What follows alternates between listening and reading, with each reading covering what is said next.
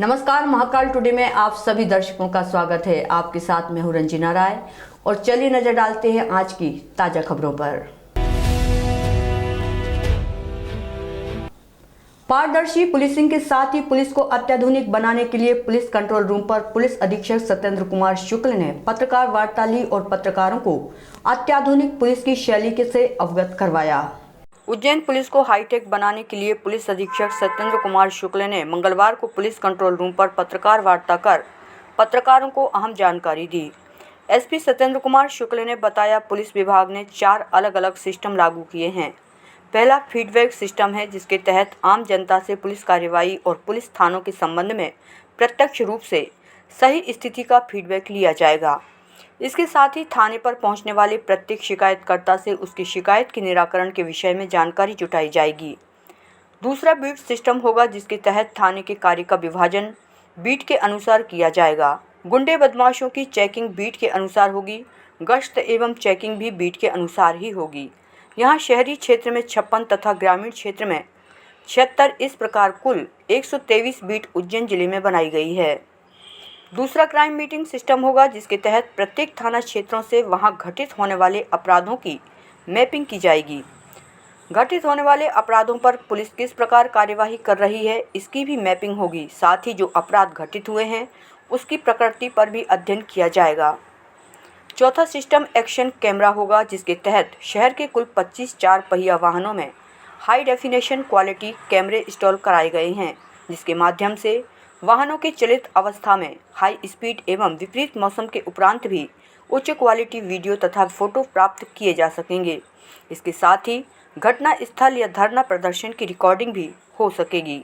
वो जनता के प्रति और रिस्पॉन्सिबल हों और जिम्मेवारी से काम करें, उसके उद्देश्य से हमने कुछ आज से नए तरीके से पुलिसिंग और खासकर उसमें मॉडर्न गैजेट्स और उन सब का उपयोग करते हुए और मॉडर्न जो टेक्निक्स हैं उनका उपयोग करते करने की कोशिश। पहला जो है हमारा जो फीडबैक सिस्टम है, इसको हमने पायलट प्रोजेक्ट के रूप में 4 थानों में शुरू किया है। कोतवाली, नागजीरी और चिमनगंज और देहात क्षेत्र का नागदा थाना। यहाँ आने वाले प्रत्येक आगंतुक जो अपनी कार के लिए आते हैं, कार्य के दौरान ही उनकी जो बेसिक इन्फॉर्मेशन होती है उसको कलेक्ट की और इसको हमारे सेंट्रल जो टीम है, आईटी टीम है, उसके पास ही डेटा पहुंचाए जाएंगे और वो लोग उनसे फीडबैक लेंगे। फीडबैक का जो पैरामीटर्स रहेंगे, उन पैरामीटर्स में थाने का जो उनका जो कार्य व्यवहार, साफ़ सफाई, सामान्य वातावरण, उनके कार्य के प्रति उनका क्या नज़रिया रहा, कैसा काम किया और पूरे उस अनुभव का जो थाने का रहा, उसके आधार पर इसका आकलन किया जाएगा। और इसकी मॉनिटरिंग करने से हमें कम से कम ये मालूम पड़ पाया है कि हमारा कर्मचारी थाने में क्या कर रहा है और थाने में हमको किस तरह के इम्प्रूवमेंट की ज़रूरत है, उस आधार पर इसका करने के ये एक विषय है। दूसरा जो हम लोगों ने शुरू किया है ये फीडबैक सिस्टम था। दूसरा हम लोगों ने जो शुरू किया है ये आपका बीट सिस्टम है। जो बीट सिस्टम है, प्रत्येक कर्मचारी, हमारा कांस्टेबल तक का कर्मचारी, उसकी भूमिका निर्धारित है, वो अपने काम को ढंग से कर सके और इसके अलावा वो जो है हमारे सभी सीनियर ऑफिसर्स के पास भी वो डेटा रहेगा कि उसमें उनकी सब बेसिक इन्फॉर्मेशन जो वहाँ के बीट के क्रिमिनल्स और उनके जो लिस्टेड ऑफेंडर्स हैं उनकी जानकारी है। साथ ही साथ उस जो कर्मचारी का भी हमारे पास डिटेल्स रहेगा।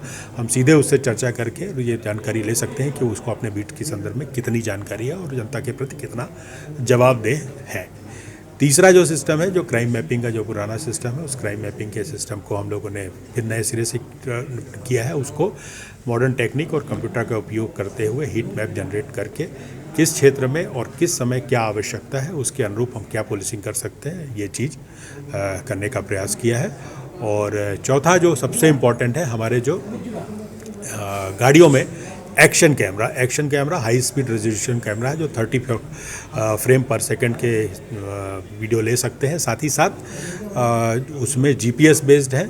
सामान्य तौर पर जो पुलिस को लेकर शिकायतें आती हैं कि पुलिस जो कार्य के दौरान उनको शिकायतें भी आती हैं, साथ ही साथ आवश्यकता होती है कि तत्काल उनकी रिकॉर्डिंग किसी इवेंट की या किसी चेज़ में जा रहे हैं करें, तो उसके लिए एक्शन कैमरा शहर के सभी थानों की गाड़ियों में, सीएसपीज़ की गाड़ियों में और एडिशनल एसपीज़ की गाड़ियों में लगाए गए हैं। इसके निश्चित तौर पर हमारे पास किसी भी घटनाक्रम के संबंधित में एक ऑथेंटिक रिकॉर्ड हमारे पास मौजूद रहेगा। तराना निवासी 90 वर्षीय दंपति को बेटा बहू ने झगड़ा कर घर से निकाल दिया, जिस पर दंपति ने जन सुनवाई में कलेक्टर से न्याय की गुहार लगाई और अपना आश्रय वापस दिलवाने के लिए मांग की है। उज्जैन के तराना निवासी 90 वर्षीय दंपत्ति को बेटे बहू ने झगड़ा कर घर से बाहर निकाल दिया। मंगलवार को जन सुनवाई में पहुंची बुजुर्ग महिला ने जिला कलेक्टर आशीष सिंह से न्याय की गुहार लगाई है। महिला का कहना है कि बेटा बहू उसे खाना नहीं देते हैं, बार बार घर से निकाल देते हैं, झगड़ा करते हैं। बुजुर्ग दंपत्ति ने आरोप लगाया कि उनके मकान और दुकान पर छोटे बेटे बहू ने जबरन कब्जा कर लिया है। बुजुर्ग महिला का नाम सुमित्रा देवी और उनके पति का नाम अमरदेव कालरा है, जो कि तराना के बस स्टैंड क्षेत्र में रहते हैं। वहीं जिला कलेक्टर ने कहा कि यह प्रॉपर्टी विवाद का मामला है, जो कि न्यायालय में ही सुलझाया जा सकेगा।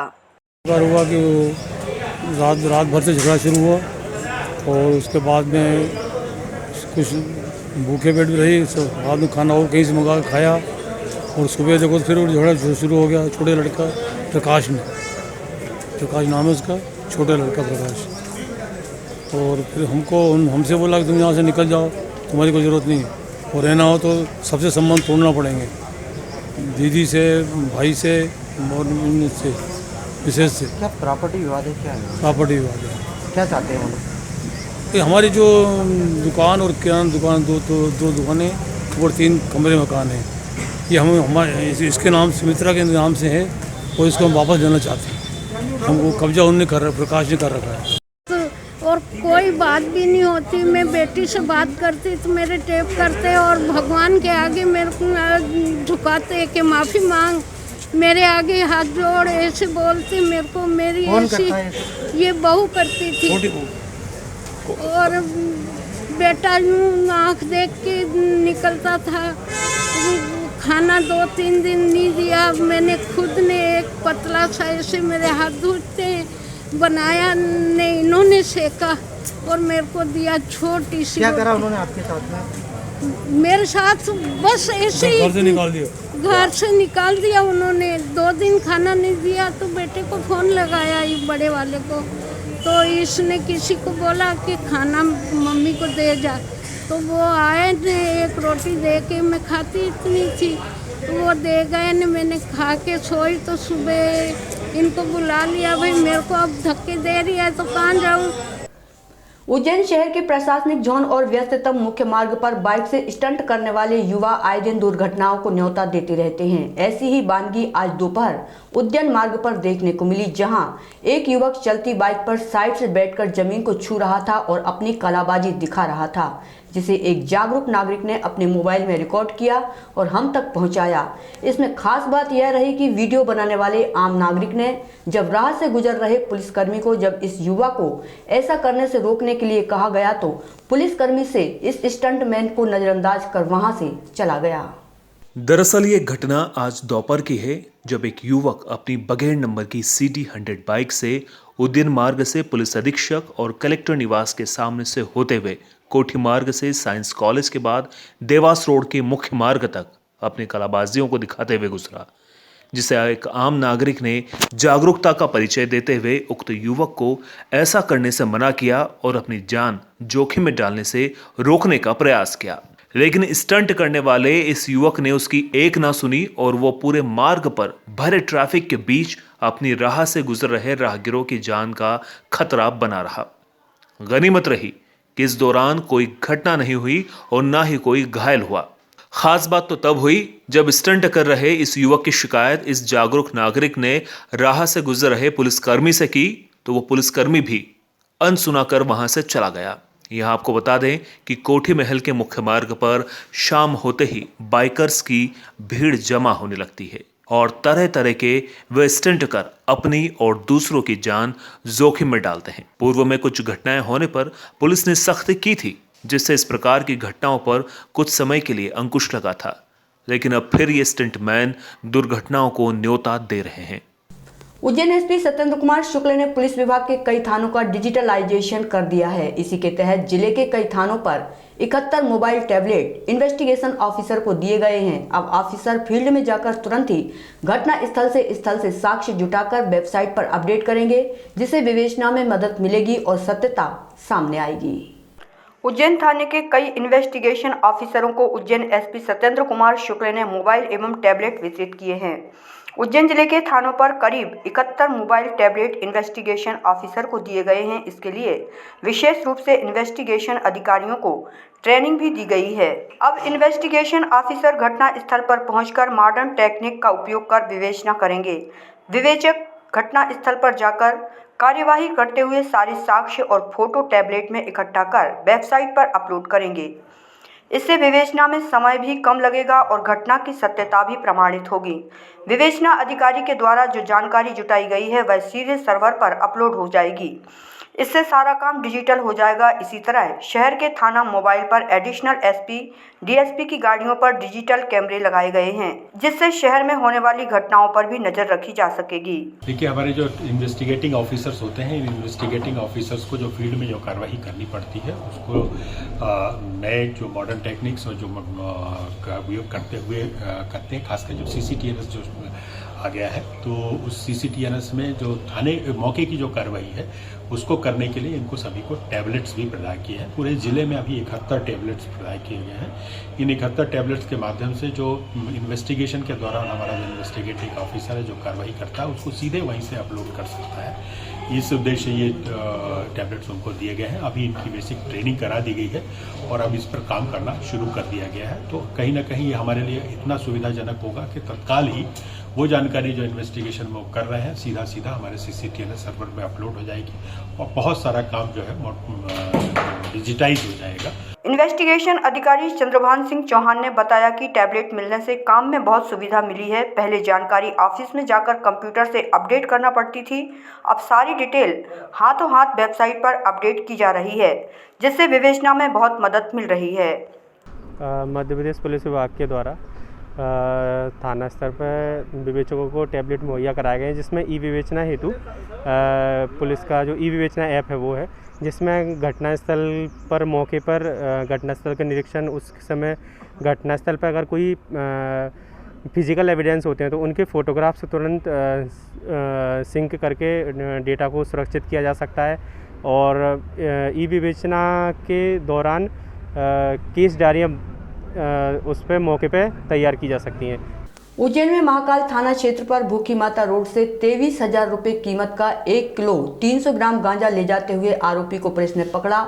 यहां भूखी माता रोड से पुलिस ने तस्करी के लिए गांजा ले जाते हुए एक आरोपी को गिरफ्तार किया है। बड़नगर रोड से भूखी माता होते हुए नरसिंह घाट तक जो यह क्षेत्र है, मादक पदार्थों की तस्करी का अड्डा बनता जा रहा है। पूर्व में भी इसी क्षेत्र से गांजा और ब्राउन शुगर बिकवाली की शिकायतें पुलिस तक लगातार पहुंचती रही हैं।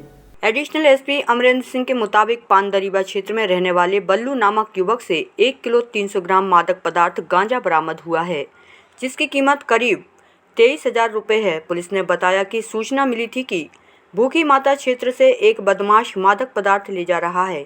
इस सूचना पर पुलिस ने घेराबंदी कर भूखी माता रोड पर मोटरसाइकिल से जाते हुए लोगों की चेकिंग शुरू की। इसी दौरान आरोपी बल्लू मोटरसाइकिल से निकलते आते दिखा। दूर से ही पुलिस को देखकर वो भागने का प्रयास करने लगा, लेकिन पुलिस ने उसे घेराबंदी कर भूखी माता रोड से धर दबोचा। तलाशी लेने पर उसके पास बैग में भरा हुआ गांजा बरामद हुआ। पुलिस ने उसे थाने पर ले जाकर वरिष्ठ अधिकारियों को सूचित किया और NDPC एक्ट के तहत केस दर्ज कर मामले में जांच शुरू की है। पुलिस अब आरोपी से पूछताछ कर रही है। आरोपी यह गांजा कहां से लेकर आया और किसे बेचने जा रहा था, इस मामले में जांच के लिए कोर्ट से उसकी रिमांड मांगी जा सकती है। अवैध मादक पदार्थ जो ड्रग्स हैं उनके विरुद्ध में अभियान चलाया जा रहा है और थाना महाकाल के अंतर्गत एक ड्रग पैडलर पकड़ा गया है, जिसके कब्जे से गांजा मिला है और इसका कुछ रिकॉर्ड भी मिला है। इस पूरे प्रकरण में पुलिस ने 8/20 NDPS एक्ट के तहत अपराध पंजीबद्ध किया है और इस आरोपी से पूछताछ भी की जा रही है कि ये आरोपी कहाँ से ये गांजा लाता था और यहाँ किन किन लोगों से सप्लाई किया जाता था। अभी तक उज्जैन पुलिस ने लगभग काफ़ी बड़ी संख्या में ऐसे ड्रग पैडलर्स को पकड़ा है जो उज्जैन में ड्रग्स की पैडलिंग करते थे और ये अभियान उज्जैन पुलिस का लगातार जारी रहेगा। उज्जैन में एक अनोखी और दुर्भाग्यपूर्ण घटना घटित हुई, जिसमें भोपाल में रहने वाले जिस युवक की उज्जैन में शादी होने वाली थी, उसने शादी के ठीक 3 दिन पहले अपने दोस्त के माध्यम से लड़की के परिजनों को एक संदेश भेजा कि अगर कार एवं 25 लाख रुपए नहीं दिए तो बारात नहीं आएगी, जिसे लड़की के परिजनों ने मजाक समझ लिया और वह शादी की तैयारियों में लगे रहे। लड़की के परिवार वालों ने शादी की पूरी तैयारी भी कर ली थी, लेकिन ऐन वक्त पर बारात नहीं आई और शादी का मंडप सूना पड़ा रहा। इस मामले की परिजनों ने पुलिस को जाकर थाने में शिकायत दर्ज करवाई है।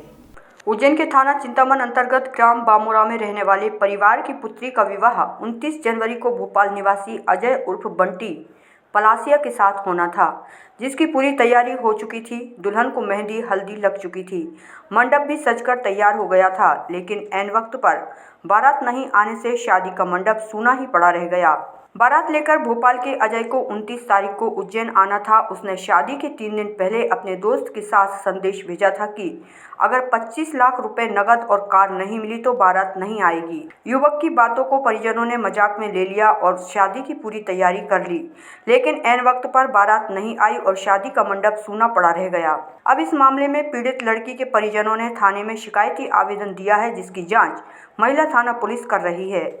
थाना चिंतामन के अंतर्गत एक शादी जो पहले से एक पारंपरिक एक जो आपसी सहमति के आधार पर जो मैरिज होती है, अरेंज मैरिज, वो हो रही थी और उसमें पूरी तैयारियां हो चुकी थी लड़के पक्ष की तरफ से भी, और बाद में शायद में ये पता चला है कि जो लड़के ने कोई दूसरी शादी कर ली है। पुलिस ने जो मामला आया था उस पूरे जो शिकायत आवेदन पत्र लड़की पक्ष का लिया है और थाना महिला को इसमें जांच में दिया है और इसमें जांच और काउंसलिंग के बाद इसमें जो कानूनी कार्रवाई है वो की जाएगी। मौनी अमावस्या पर्व पर शिप्रा नदी के विभिन्न घाटों पर स्नान के लिए आज भी बड़ी संख्या में श्रद्धालु पहुंच रहे हैं, जिन्हें पुलिस एवं प्रशासन के अधिकारियों ने कोरोना गाइडलाइन का पालन करते हुए वापस लौटा दिया। इस घटना से नदी क्षेत्र के पंडे पुजारी प्रशासन से नाराज हैं। उज्जैन में मंगलवार को मौनी अमावस्या पर पर्व मनाया जा रहा है। ऐसी मान्यता है कि आज के दिन पवित्र नदी में मौन रहकर स्नान करने पर पितरों को मोक्ष की प्राप्ति होती है। हालांकि उज्जैन जिला प्रशासन द्वारा 2 दिन पहले आदेश जारी किया गया था कि शिप्रा नदी पर स्नान पर रोक लगाई गई है। प्रशासन के इस आदेश के कारण शिप्रा नदी पर स्नान के लिए काफ़ी कम श्रद्धालु पहुंच रहे हैं। वहीं यहां के पंडे पुजारी प्रशासन के आदेश पर नाराज हैं और उनका कहना है कि प्रशासन ने दुष्प्रचार किया है। अंतिकापुरी में स्नान हो रहा है और श्रद्धालु आ रहे हैं स्नान करने। बाकी लोग उनको जो प्रशासक द्वारा दुष्ट प्रचार किया गया कि मौनी अमावस्या के स्नान पर प्रतिबंध है, नहाना मना है, वो उससे लोगों को हाथ होती है।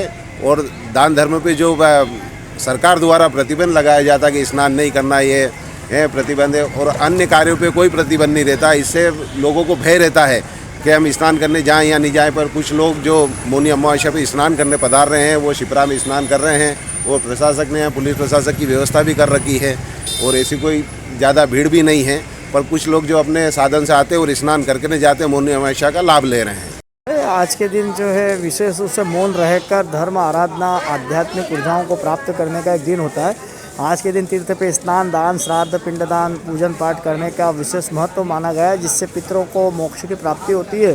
शारीरिक कष्ट पीड़ा मोक्ष का पुण्य फल प्राप्त होता है। ऐसी मान्यता है कि आज मौनी अमावस्या पे जो इलाहाबाद का कल्पवास का स्नान का भी महत्व होता है, तो उज्जैन अवंतिका नगरी एक बहुत बड़ा तीर्थ है, तो इलाहाबाद का भी पुण्य संगम का यहाँ पे पुण्य रूप में प्राप्त होता है। आज के दिन अत्यधिक संख्या में यहाँ पे भक्तों का आवागमन होता है, लेकिन प्रशासन ने 2 दिन से जो है कोरोना की गाइडलाइन को देखते हुए प्रेस के द्वारा, पेपर के द्वारा जो है सूचना करी गई थी कि स्नान की व्यवस्था इस बार बंद रहेगी।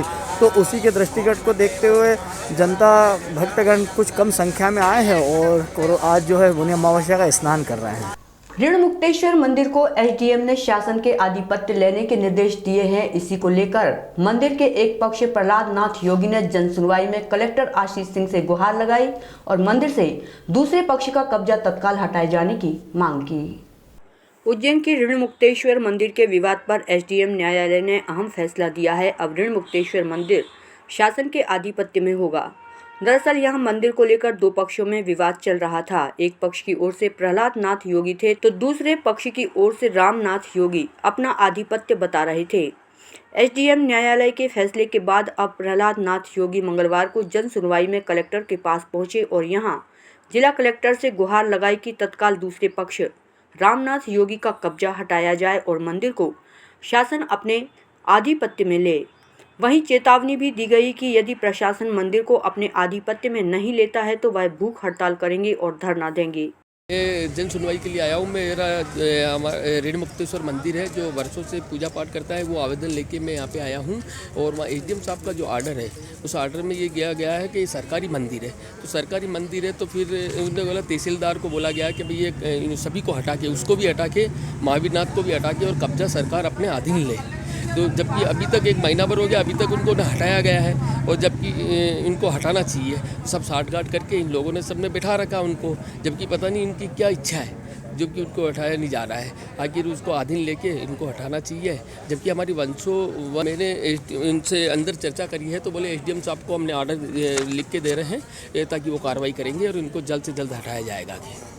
कितने दिनों का टाइम दिया? बस 1-2 दिन में बोला कि आप कल ही एसडीएम साहब से मिल लीजिए तो कल कार्रवाई करके इनको हटा दिया जाएगा, जल्द से जल्द हटा दिया जाएगा। अगर ये जल्द से जल्द नहीं हटाया गया, अगर उनको नहीं हटाया गया तो फिर हम भी वहाँ पे जाएंगे और धरना देंगे और भूख हड़ताल करेंगे पूरा परिवार, क्योंकि हम पूरा रोड पे हैं। अधिकारियों ने साठगांठ करके और उनको लोगों को बिठा रखा कि पूरे कागज़ पड़े हमारे पास, सब है, पीढ़ी दर पीढ़ी वहाँ पर समाधियाँ भी लगी हुई है पे, लेकिन पता नहीं क्या मनसा इनकी कि जो इनको बिठा रखा हमको रोड पर ला रखा। अगर ऐसा होगा तो हम भूख हड़ताल करेंगे और रोड पर आएंगे। पुलिस कंट्रोल रूम पर पुलिस अधिकारियों एवं कर्मचारियों का सेवानिवृत्ति होने पर सम्मान समारोह आयोजित किया गया। इस अवसर पर पुलिस अधीक्षक एवं एडिशनल एसपी ने उनके कार्यों की प्रशंसा करते हुए उन्हें शुभकामनाएं दी। इसी प्रकार नगर निगम उज्जैन से सेवानिवृत्ति के बाद वहां के कर्मचारियों को शॉल श्रीफल भेंट कर उनका सम्मान किया गया। पुलिस अधिकारियों के सेवानिवृत्ति के आयोजन में पुलिस कप्तान और एडिशनल एसपी द्वारा उनके कार्यों की सराहना करते हुए बधाई दी गई और उन्हें शुभकामनाएं दी गईं। दरअसल पुलिस विभाग के 4 अधिकारियों एवं कर्मचारियों के रिटायरमेंट पार्टी के आयोजन में उज्जैन पुलिस कप्तान सत्येंद्र कुमार शुक्ल और city additional SP Amrendra Singh, ग्रामीण एडिशनल एसपी आकाश भूरिया पहुंचे और पुलिस प्रशासन का मनोबल बढ़ाते हुए चारों अधिकारियों को शुभकामना और बधाई दी। निरीक्षक Yogendra Singh Kushwaha, ASI Karodelal, ASI Salim Ahmad, ASI Ramesh Singh ने पुलिस विभाग में कई सालों तक सेवाएं दी हैं। नियम के अनुसार इनका कार्यकाल पूर्ण होने पर सेवानिवृत्त हुए और इसी आयोजन में महत्वपूर्ण योगदान डीएसपी हेडक्वार्टर अरविंद तिवारी का होता है, क्योंकि जितने भी पुलिसकर्मी रिटायरमेंट होते हैं उनके लिए इसी प्रकार की पार्टी का आयोजन किया जाता है, जिससे पुलिस का मनोबल कायम होता है। हाँ जी सर।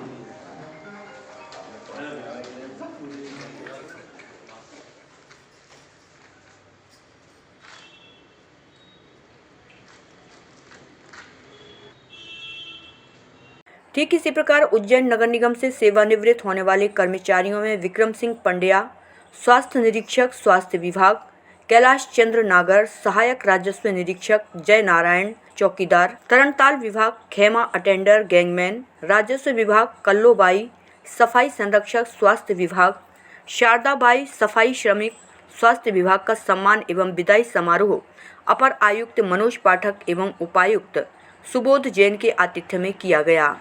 यहाँ सेवानिवृत्त कर्मचारियों को प्रशस्ति पत्र, शॉल, श्रीफल भेंट कर सम्मानित किया गया। कार्यक्रम का संचालन जनसंपर्क अधिकारी सुनील जैन ने किया।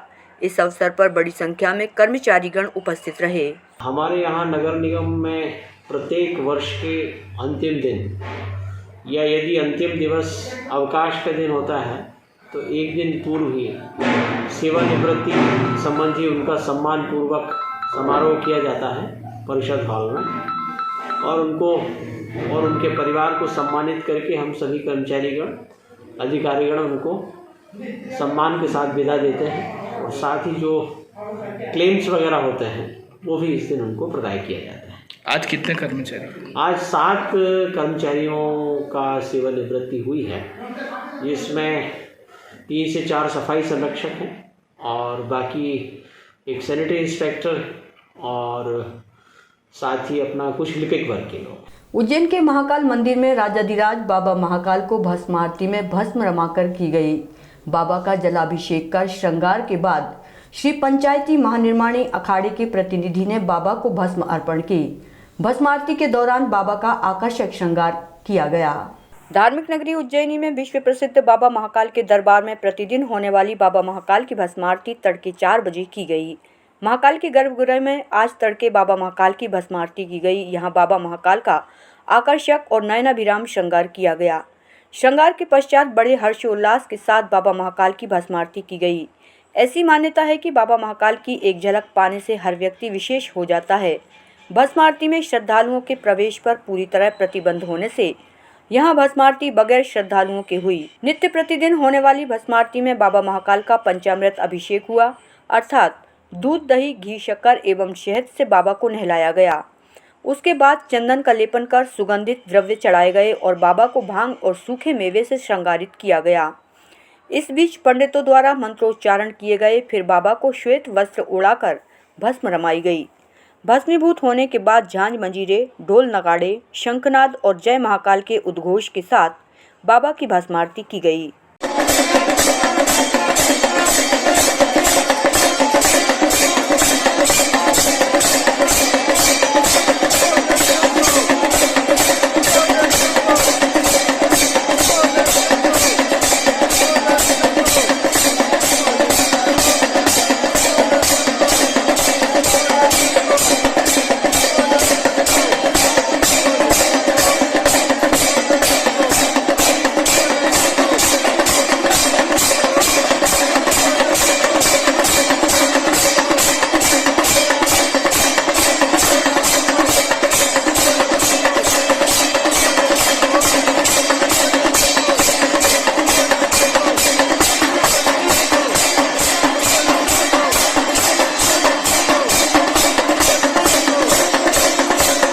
आज के अंक में यहीं तक। अगले अंक में फिर मुलाकात होगी। तब तक के लिए नमस्कार।